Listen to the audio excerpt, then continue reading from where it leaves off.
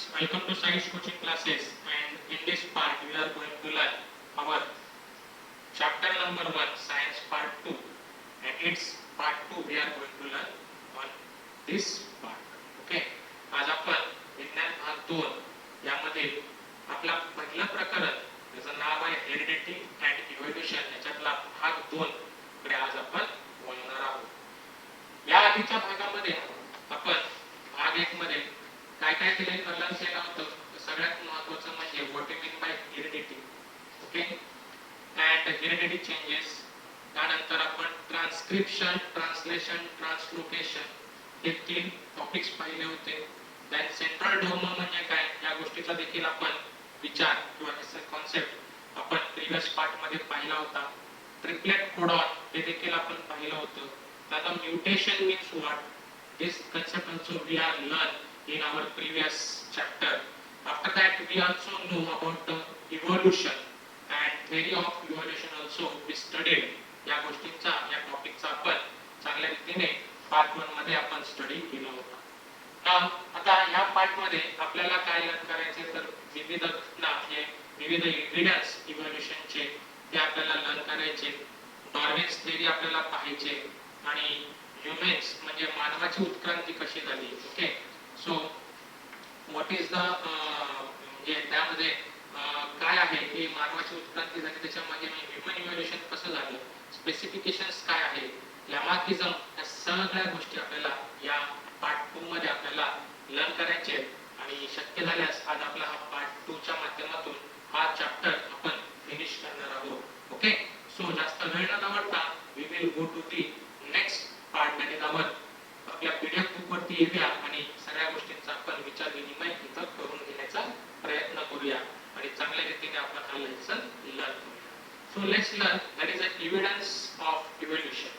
म्हणजे ज्याला मराठीमध्ये आपण काय म्हणतो की ही जी आपली मानवाची उत्क्रांती झाली याच्या पाठीमागे काहीतरी पुरावे असतील, राईट. मग त्यांनी आपल्याला काय सांगितलंय पहा इकडे, collective thinking upon all above mention theories implies that evolution is everlasting process of change. म्हणजे त्यांचं असं म्हणणं आहे की हा जो बदल घडतोय ती उत्क्रांती ही होते ही नेहमीच होत राहणार आहे, ही कधी स्टॉप होणार नाही. येत्या लक्षामध्ये म्हणजे आज जर पाहायला गेलं तर आता आपण हजारो वर्षापूर्वीचा इतिहास पाहतो, कोट्यावधी वर्षापूर्वीचा इतिहास पाहतो. आपल्याला माहिती आहे की आम्ही पाहिला नंतर मग हळूहळू सगळे सजीव निर्माण झाले. मग आता आपल्या नंतर आपण आहोत, आता आपण राईट नाव आपण काय आहोत, लाईव्ह आहोत, बरोबर आहे. आपण काय काय त्याला काय मृत होणार आहोत. मग आपल्यानंतर 1 लाख वर्षानंतर ह्या पृथ्वीवरची रचना कशी असते, मानव कशा पद्धतीने असतील, मानवामध्ये किती बदल झालेला असेल काही सांगता येत नाही. सो 1 लाख वर्षानंतरचा विचार करतोय बरं का आपण, आपल्या नंतरच्या 1 लाख वर्षानंतरचा. सो इमॅजिन म्हणजे हा जो बदल आहे किंवा ही जी इव्होल्यूशन आहे ही वारंवार अशी प्रोसेस आहे की कधी स्टॉप होणारी नाहीये, ही ऑलवेज कंटिन्युअसली चालूच आहे. I hope so you can understand this. So however it needs fruit to fruit. आणि या गोष्टी जर चालू राहिल्या तर आपल्याला काय पाहिजे, फ्रूट पाहिजे ना. आता तुमच्याकडे एक फ्रूट आहे, तुमच्या नेक्स्ट पिढीला तुम्ही नेक्स्ट जनरेशनला तुम्ही सांगताल अरे आमच्या वेळेला कोरोना आला होता, कोरोनाच्या काळामध्ये आम्ही किती दिवस थांबलो होतो घरी, जवळजवळ 2 ते 3 महिने घरी थांबलो होतो. एक तुमच्याकडे पुरावा आहे ना, एक प्रूफ आहे कशा पद्धतीने आला काय आला. पण 1 लाख वर्षानंतर ह्युमन बिंग कसं असेल हे आपल्याला सांगण्यासाठी काय पाहिजे, आपल्याला प्रूफ पाहिजे. मग तसं आता आपले पूर्वज कसे होते हे सांगण्यासाठी आपल्याकडे काही प्रूफ्स आहेत किंवा आपल्यामध्ये काही साम्य आहे हे सांगण्यासाठी आपल्याकडे काही प्रूफ्स आहेत. मग following are the various proofs available in support of the theories mention. So first proof is that morphological evidence. Morphological म्हणजे काय की आपल्या वरवरती आपल्या अंगावरती असणारे जे पुरावे आहेत ते आपल्याला काय सांगतात ते आपण पाहूया. Try this. Observe the following images and note the similarities between the given animal and plant. चलो तर मग आता हा जो आहे हा डॉग दिसतोय, कुत्रा आहे. हे काय आहे, शीप, मेंढी, बरोबर. हे काय, फॉक्स, कोल्हा. नाउ सी या डॉगला 2 इयर आहेत, शीपला देखील 2 इयर आहेत. इथे लक्षात येते शीपला देखील काय आहे 2 इयर आहेत. दिस वन. डॉगला पण 2 इयर आहेत, कान आहेत. फॉक्सला पण 2 इयर आहेत. Okay, he also has 2 eyes. Okay, sheep also has 2 eyes, one is here, one is here. Fox also 2 eyes. Dog has 1 nose, sheep has one nose, fox also has one mouth, one mouth. Similarity काय की त्यांना तुमचे दोन दोन डोळे आहेत, दोन दोन कान आहेत, दोन दोन काय आहे, दोन डोळे, दोन काय आहेत, कान आहेत, दोन डोळे आहेत, एक नाक आहे, एक तोंड आहे. म्हणजे ही सिमिलॅरिटी तुम्हाला त्या ॲनिमल मध्ये दिसते. What about that below the picture, this is, हा एक काहीतरी फ्रूट आहे, बरोबर आहे. हे कुठला तरी ट्री आहे, हे पण कुठला तरी ट्री आहे, हे पण कुठला तरी ट्री आहे. त्या ट्रीला प्रत्येकाला काय आहेत की काही ना काहीतरी फ्रुट्स आहेत. मग या फ्रुट्सच्या आतमध्ये काय असणार आहे, बी असणार आहे, राईट. ओके, ह्याच्यामध्ये पण बी असणार आहे, ह्याच्या आतमध्ये पण बी असणार आहे. त्याची जी पानं दिसत आहेत ही सगळी हिरव्या रंगाची आहेत. ओके, अशा पद्धतीने सिमिलॅरिटी आपल्याला इथं आपण पाहतो. सो इथे त्यांनी काय सांगितलंय पहा की various similarities like structure of mouth, position of eyes, structure of nostril, nostril म्हणजे नाक पुढे येतं म्हणू शकता, अँड इयर पिनी, इयर पिनी पिनाई असं म्हणू शकता, and thickly distributed hairs on body are seen in animal, whereas similarities in characteristic like lip shape, पानांचा आकार, lip venation, venation म्हणजे त्याच्या आतमध्ये असलेला शिरा, खाण्याचा शिरा नाही म्हणत आहे मी इथे, शिरा, शिरा म्हणतोय, विन्स, विन्स म्हणजे आपण नस म्हणतो ना मराठीमध्ये, नस. त्याच्या पानांमध्ये पण काय असतात, नसा असतात, त्याला आपण सायंटिफिक भाषेमध्ये विन्स म्हणतो, त्याला आपण विनेशन म्हणतो, बरोबर आहे. विनेशन म्हणजेच काय तर शिरा विन्यास मराठीमध्ये त्याला म्हटलं जातं.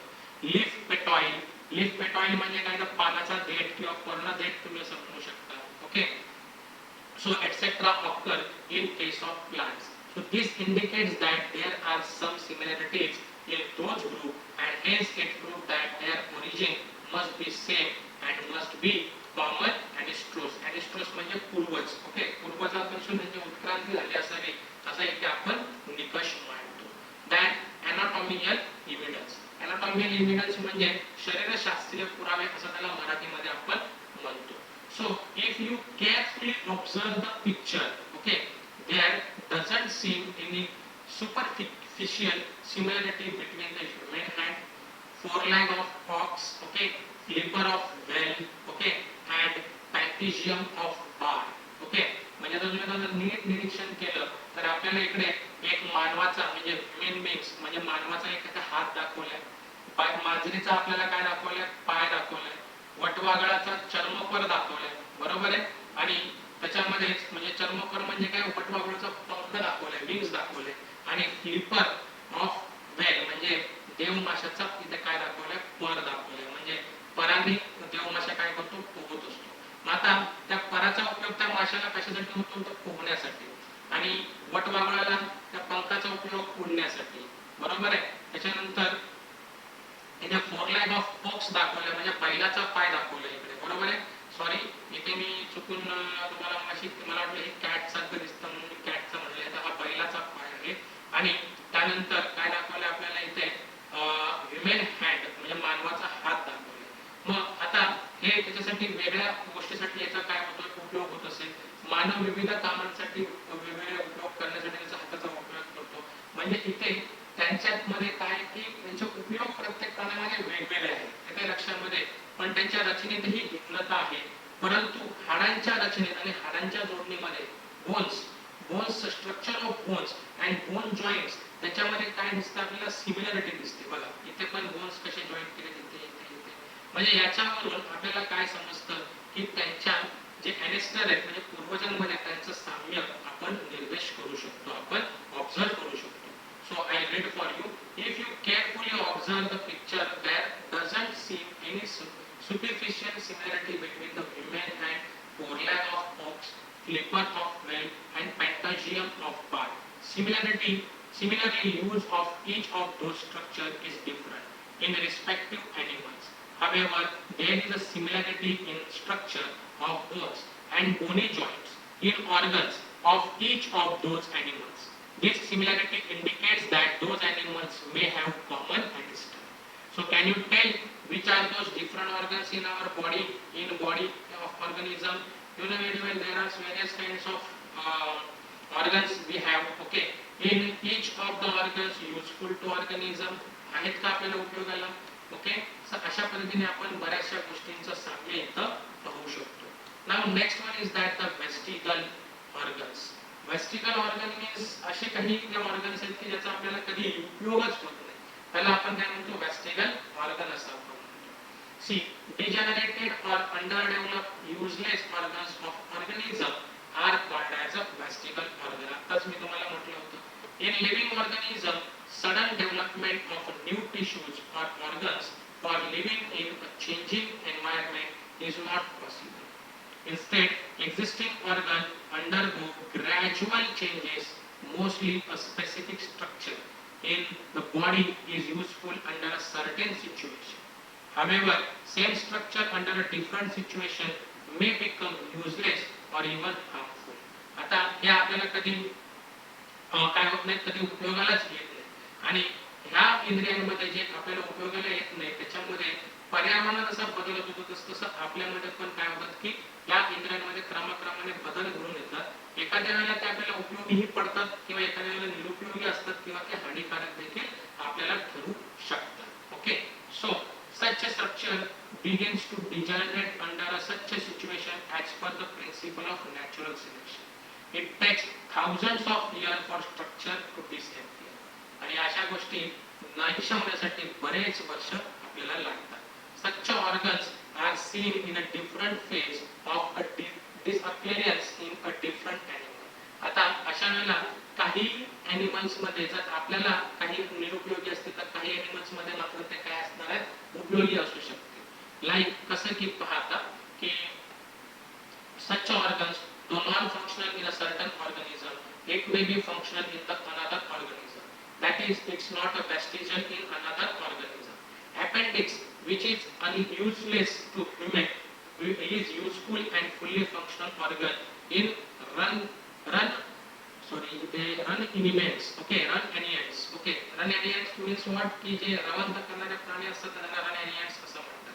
Similarly, muscles of ear pinna, which are useless of human, they are useful in monkey for movement of ear pinna.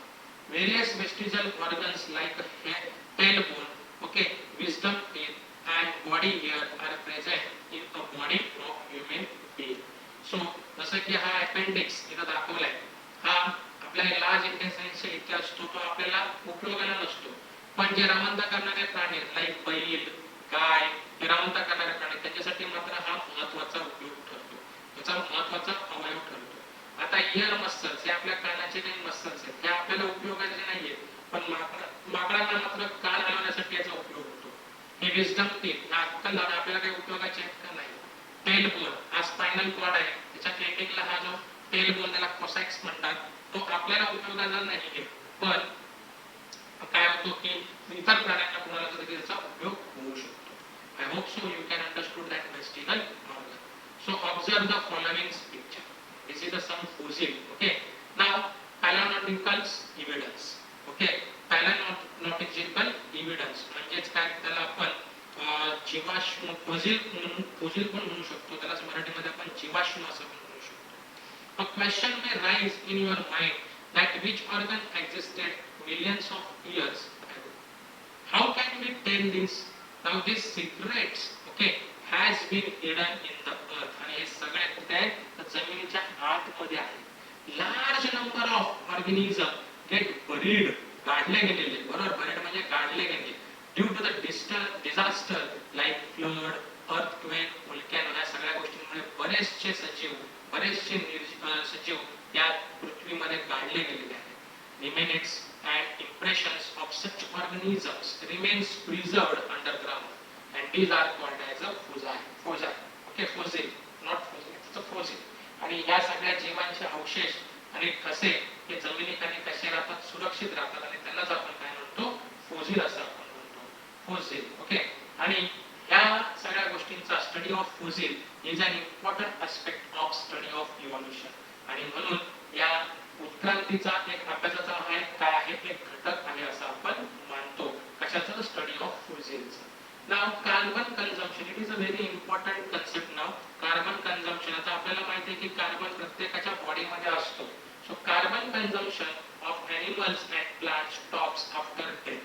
Okay, and since then only the decaying process of C14 occurs simultaneously. In case of dead bodies of plant and animal, instead of remaining constant, the ratio between C14 and C12 changes continuously as C12 is non-radioactive. आता हा काय असतो की radio असतो ज्यावेळेस आपण जिवंत असतो तेव्हा. ओके, मग अशा पद्धतीने हे रेडिओ म्हणजे काय, 11th मध्ये तुम्हाला डीप मध्ये स्टडी करायचं. मग हे कार्बन नॉन रिएक्टिव्ह आणि रिएक्टिव्ह सगळ्या गोष्टी असतात. डेड बॉडी झाल्याच्या नंतर काय होतं की त्याच्यामध्ये कॅल्क्युलेट करण्यासाठी आपल्याला ह्या गोष्टीचा उपयोग केला जातो.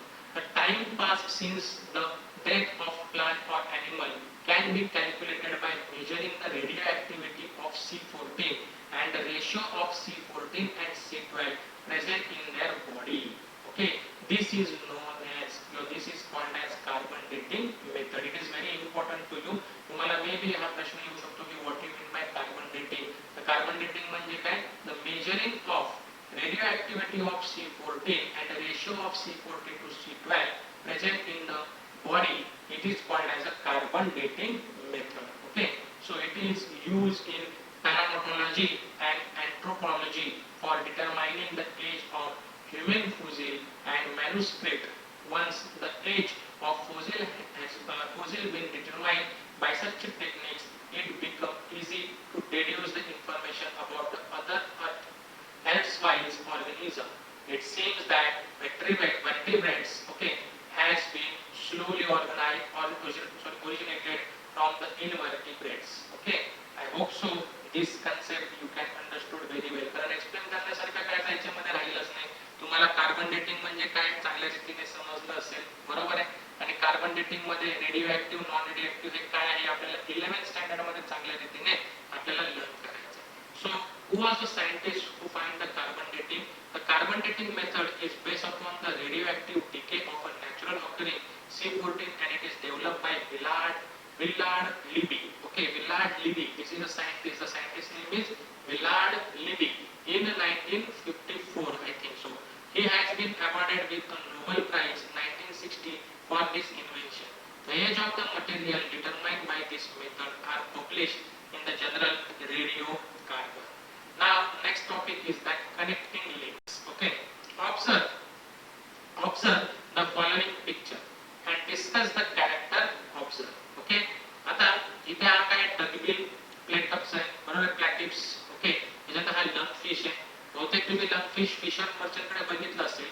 Okay, and this is a peripatus. This is a peripatus. One kind of the living organism. Okay, so some plants and animals show the some morphological character by which they can be related to a different groups, hence they called as a connecting links. Example, in peripatus character like segmented body, thin cartilage, parapodia like, okay, organs are present. Similarly, these animals show trichural respiration and open circulatory system similar to arthropods. Okay, this indicates that peripatus is connecting link between the Annelida and Arthropoda. Okay, Arthropoda. Similarly, duck-billed fetus lays eggs like reptiles, but shows relationship with mammals due to the presence of mammary glands and hairs. Okay, mammals means सस्तन प्राणी असं आपण म्हणू शकतो. Lungfish performs respiration with lungs irrespective of being fish. This example indicates that mammals are evolved from the reptiles and amphibians from the fishes. Okay, so this is the difference between these. So these are the connecting links are available. So observe and discuss. See here, carefully observe the stages of embryonic development of some animals shown in figure. Okay, आता हे जे embryo develop झालेले fish मध्ये, त्याच्यानंतर man मध्ये, rabbit, cow. Okay, what is it's embryological evidence. Okay, याला आपण म्हणू शकतो embryological evidence. Sorry, comparative study of embryonic developmental stages of various vertebrates given in the picture shows that all embryos shows extreme similarities during the initial stage. Initial stage ला सगळ्यांचे same एम्ब्रॉइड्स दाखवलेत आपल्याला, बरोबर आहे, सेम एम्ब्रॉइड्स आहे. Okay, but what happen, जसजसे ते वाढत जातात बघा ड्युरिंग इनिशियल स्टेज, दो सिमिलरिटी डिक्रीजेस ग्रॅज्युअली. जसजसे त्याची स्टेज सेकंड येते, स्टेज थर्ड असते, ते काय होतं की डिक्रीजेस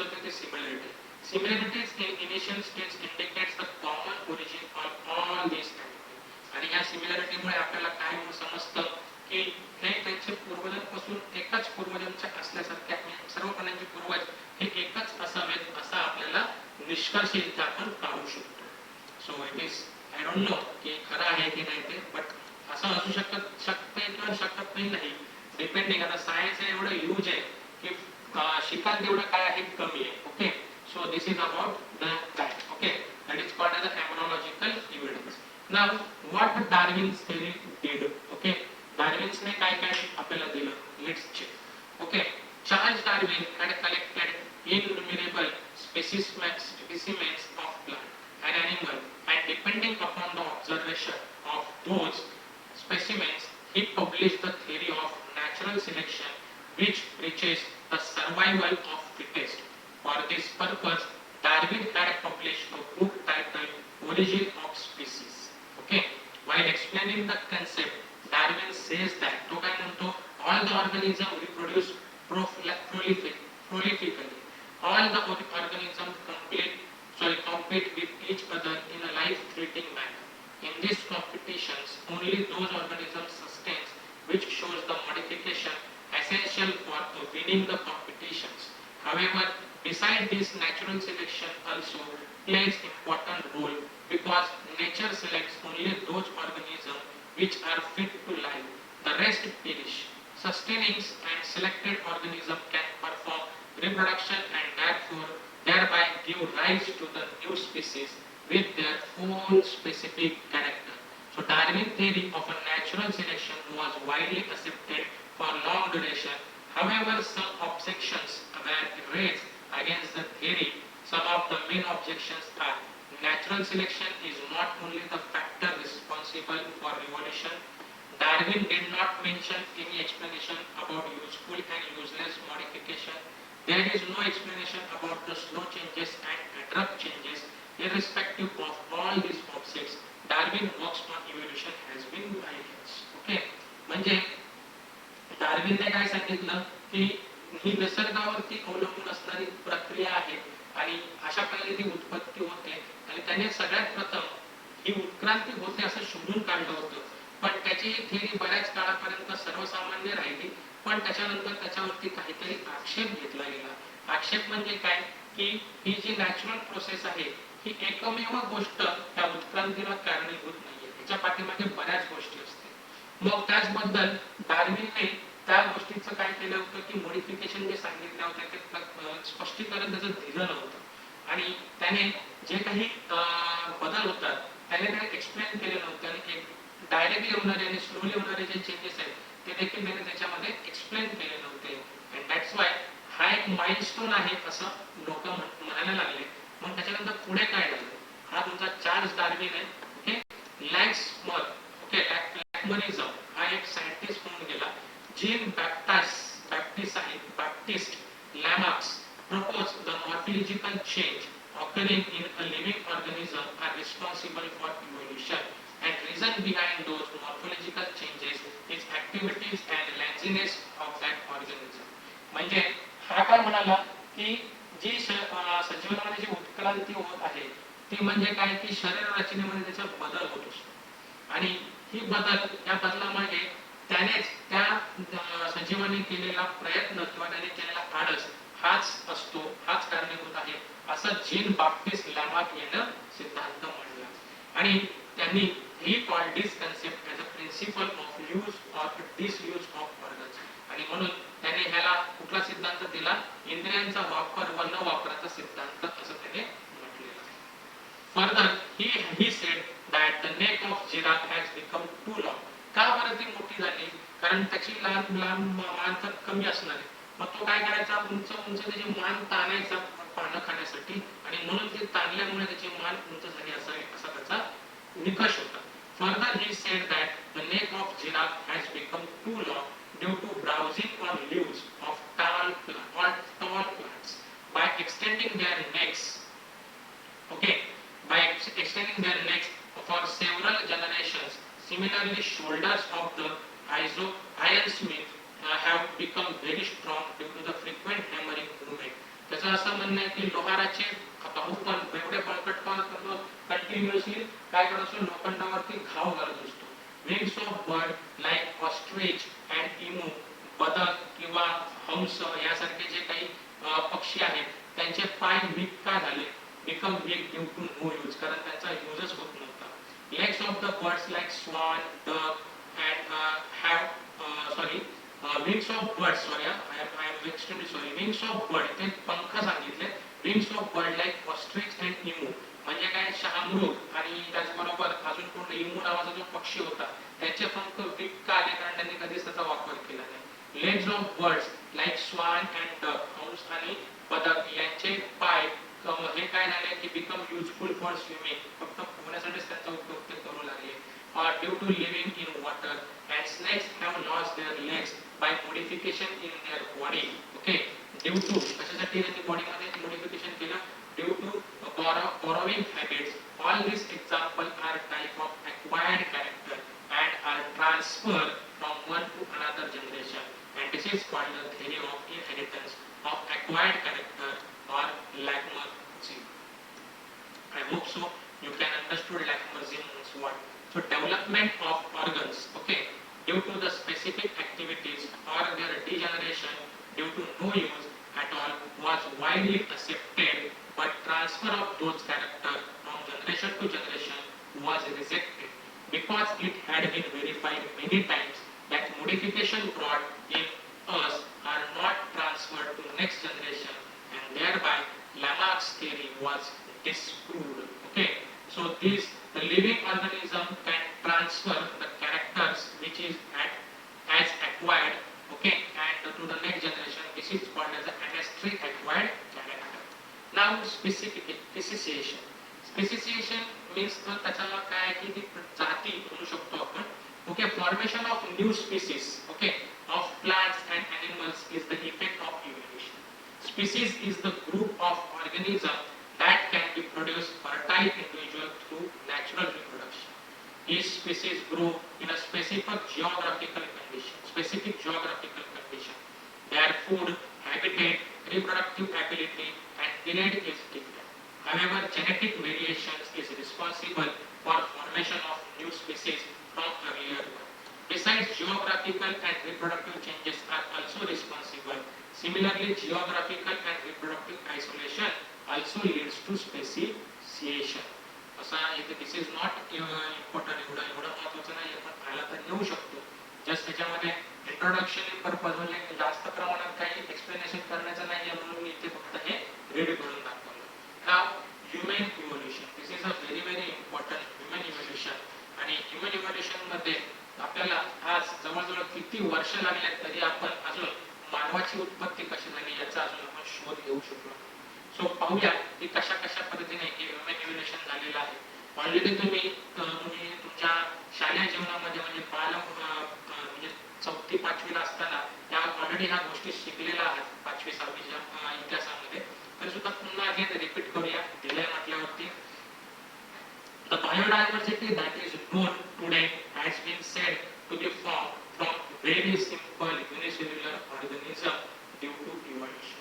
आणि आपल्याला माहिती आहे की उत्क्रांती म्हणजे हे इव्होल्यूशन झालं तेव्हा फक्त युनिसेल्युलर पासून ते आतापर्यंत वेगवेगळे आपण बदल पाहत आलेलो आहोत. आणि या इव्होल्यूशन मध्ये in this evolution origin of human evolution can be shown as per the picture given below. आणि आपल्या मानवाच्या बाबतीमध्ये कशा पद्धतीने इव्होल्यूशन होत गेलं हे खाली दिलेल्या पिक्चरवरून आपल्याला चांगल्या रीतीने समजेल. So last dinosaur disappeared approximately 7 crore years ago. 7 crore वर्षापूर्वी लास्ट डायनोसॉर हा आपला काय झाला आहे नष्ट झाला असं आपण मानतो. At that time, monkey-like animals are said to be evolved from some ancestor who were more or less similar to the modern lemurs. आणि त्याच वेळेला आपला माकडासारखा दिसणारा एक लॅम्यूर सारखा प्राणी त्यावेळेला तिथं त्याचा काय झाला उदय झाला. Type of this monkey-like animal of Africa is said to be descended about 4 crore years ago. आणि अशा पद्धतीने 4 कोटी वर्षापूर्वी या माकडासारखा दिसणाऱ्या माकडासारख्या प्राण्यांच्या या शेपट्या आफ्रिकेमध्ये काय झाल्या नष्ट झाल्या. They developed due to the enlargement in brain. Their hands were also improved and thus act like animal when evolved. आणि त्याचा तो ती जात नष्ट झाल्याच्या नंतर त्याचा मेंदूचा आकार मोठा झाला, त्याचा विकास झाला, तसेच त्याच्या हाताच्या पंजात देखील सुधारणा झाली आणि तो एका एप सारख्या ॲनिमल सारखा दिसू लागला. इथे लक्षामध्ये. So meanwhile These ape-like animals reached the South and Northeast Asia and finally evolved in a gibbon and orca. आणि अशा पद्धतीने हे प्राणी दक्षिण आग्नेय आशियात पोहोचले आणि गिबन आणि ओरँग उटांमध्ये त्याचे रूपांतर झाले. So remaining ape-like animals stay in Africa and from them gorilla, chimpanzees evolved about 2.5 crore years ago. आणि बाकीचे जे एप सारखे प्राणी हे कुठे राहिले? आफ्रिकेतच राहिले आणि जवळजवळ अडीच कोटी वर्षापूर्वी काय झालं? त्यातून चिंपांझी आणि गोरिला असे हे दोन जाती उदयाला आल्या. Evolution of some of the 2 crore years old species of ape seem to be occurred different way. आणि 2 कोटी म्हणजे 2 करोड वर्षापूर्वी या काही जाती वेगळ्या दिशेने काय झाल्या? प्रगत झाल्याचे आपल्याला आढळून आले. They had to use their hands more for eating food and other work. मग अन्न खाण्यासाठी आणि इतर कामासाठी या प्रकारच्या एप्सने आपल्या हातांचा उपयोग करायला सुरुवात केली. Those apes started life on a land as the forest started to decline due to the dry environment. Their lumbar bones developed in such a way that they started to stand in erect posture in a grassland and thereby their hands became available for use anytime. These first human-like animals with erect postures which were using their hands have evolved about 2 crore years ago. मग काय झालं की हवामानामुळे काय होतं की त्याचं वातावरण कोरडं पडू लागलं आणि त्याच्यामुळे काय झाले की फॉरेस्ट जे होते ते नष्ट व्हायला लागले आणि तेव्हा हे जे एप होते ते झाडावरून काय झाले? खाली उतरले आणि आपले वास्तव्य करू लागले.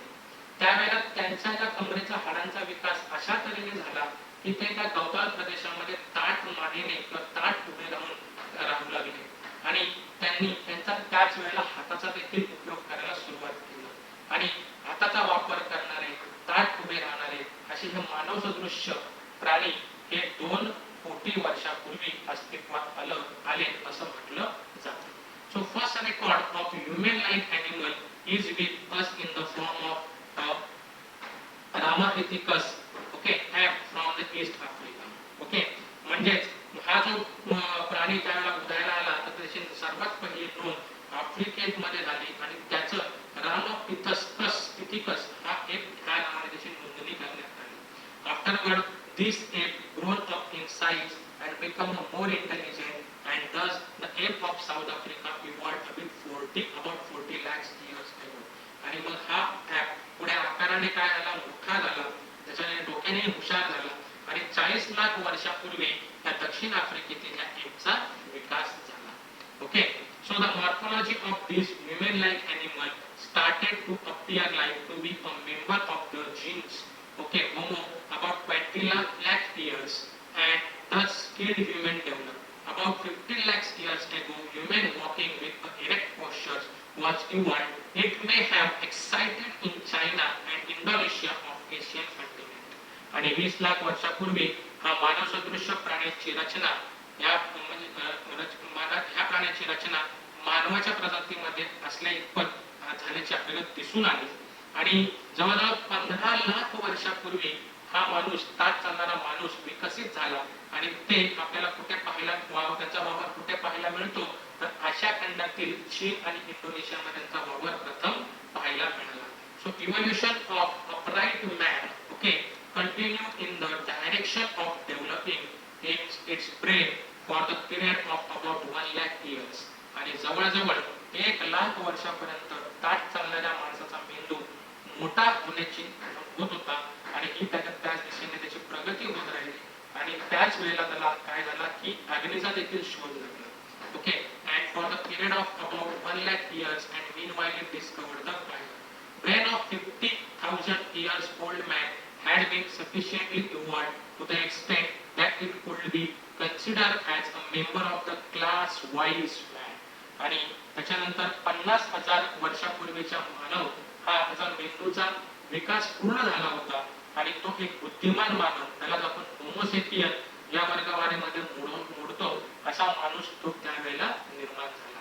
ओके, सो त्याच्यानंतर निअँडरथॉल okay निअँडरथॉल man can be considered as the first example of wise man. Okay, the Cro-Magnon okay the Cro-Magnon Okay, man evolved about 50,000 years ago, and afterwards this evolution had been faster than the earlier. Okay, माझं काय झालं की इथे निअँडरथॉल नावाचा हा जो मानव आहे हा बुद्धिमान मानवामधला पहिला मानव ठरला आणि 50,000 वर्षापूर्वी क्रो-मॅग्नन हा मानव हा त्यावेळेला अस्तित्वात आला आणि ही प्रगती आता मात्र झपाट्याने होत आहे असं आता आपण पाहतो. About 10,000 years ago, wise man started to practice the agriculture. आणि 10,000 वर्षापूर्वीच्या बुद्धिमान मानव काय करू लागला, शेती करू लागला. ओके, त्याचबरोबर he started rear and the cattle heads and establish the cities. कळप बाळगू लागला, वसाहती निर्माण केल्या, बरोबर आहे. Cattle heads and establish the cities, वसाहती निर्माण केल्या. अँड कल्चरल डेव्हलप टूक place. Okay, and art of writing was invented about 5,000 years ago, and thus the history had been started. Modern science emerged about 400 years ago.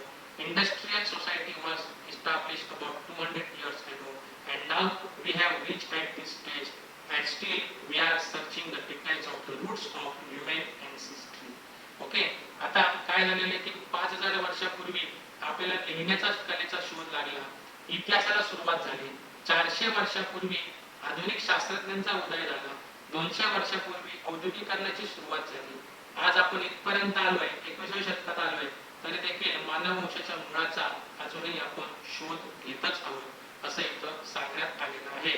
आणि अशा पद्धतीने आज आपण काय केलेलं आहे, चॅप्टर नंबर 2 हा देखील चांगल्या रीतीने आपण कंप्लीट केला. आय होप सो की आजच्या या पार्ट मधले तुम्हाला सगळेच्या सगळे काय झाले असतील, टॉपिक समजले असतील. ओके, सो अशा रीतीने आज आपण काय काय काय पूर्ण केलं तर ते म्हणजे एव्हिडन्स ऑफ इव्होल्यूशन. ओके, त्याचनंतर काय केलं तर वेस्टिजल ऑर्गन्स पाहिले. ओके, एनालिटिकल ऑर्गन्स पाहिले. त्याच्यानंतर आपण मॉर्फोलॉजिकल एव्हिडन्स देखील पाहिले आणि त्याच्यानंतर Darwin's theory of natural selection हे देखील आपण पाहिलं. कार्बन डेटिंग काय आहे ते देखील पाहिलं. लॅमार्क्सिझम काय आहे ते पाहिलं आणि सगळ्यात महत्त्वाचं म्हणजे स्पेसिशन्स आणि ह्युमन इव्होल्यूशन या गोष्टींचा देखील आपण चांगल्या रीतीने या पाठामध्ये अभ्यास केला. आणि आय होप सो की तुम्हाला हा चांगला पद्धतीने हा पाठ समजला असेल, हे प्रकरण समजलं असेल आणि अशा पद्धतीने आपल्या या हेरिडिटी आणि त्याच्यानंतर changes in heredity and heredity changes या टॉपिक बद्दल, ह्या प्रकरणाबद्दल आपण चांगल्या रीतीने अभ्यास केला. त्याचा पुढचा जो प्रकरण आहे that is a life processing in living organism part 1, याही गोष्टीचा आपण चांगल्या पद्धतीने अभ्यास करणार आहोत. आणि जसा आता मानवाची उत्क्रांती झाली, म्हणजे मानवाची उत्क्रांती झाल्याच्या नंतर सजीवांमध्ये काय काय बदल होत चालले किंवा हे प्रोसेस कशी चालते, ही लाईफ प्रोसेस कशी चालते, या पूर्ण गोष्टींचा अभ्यास आपल्याला पुढील पाठात करायचा आहे. आणि अशा पद्धतीने आज आपला हा पहिला चॅप्टर इथे संपलेला आहे. सगळे कॉन्सेप्ट तुम्हाला समजले असतील अशी आशा करतो आणि मी इथे थांबतो. आणि हा व्हिडिओ पाहिल्याबद्दल धन्यवाद. Thank you for this video. Thank you very much. Thank you for watching this video. Thank you very much.